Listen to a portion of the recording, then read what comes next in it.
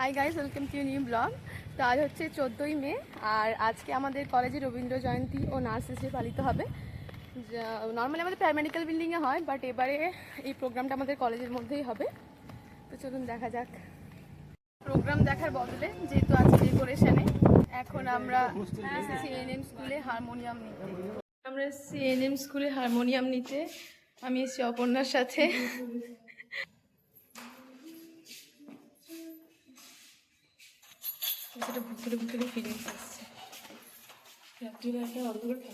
অসম্ভব এখানে থাকা। তো হারমোনিয়াম নিয়ে এখন আমরা এএনএম বিল্ডিং থেকে যাচ্ছি আমাদের কলেজের দিকে। আর এই যে বিল্ডিংটা দেখালাম, এটা হচ্ছে আমাদের হসপিটালের নতুন বিল্ডিং। আর এই হচ্ছে আমাদের এবারের কলেজের প্রোগ্রামের ডেকোরেশন। একদিকে নার্সিস ডে উপলক্ষে, আর একদিকে রবীন্দ্র জয়ন্তী উপলক্ষে সাজানো হয়েছে। রুমটা অবশ্য একটু ছোট হয়ে গেল, তবে যা হোক একটা জায়গা মোটামুটি নিয়েছি। তার এই আধুনিক নার্সিং অথবা মডার্ন নার্সিং এ তার সীমাহীন অবদানের জন্য 12 মে তার জন্মদিনটি বিশ্বব্যাপী ইন্টারন্যাশনাল নার্সেস ডে হিসেবে পালন করা হয়।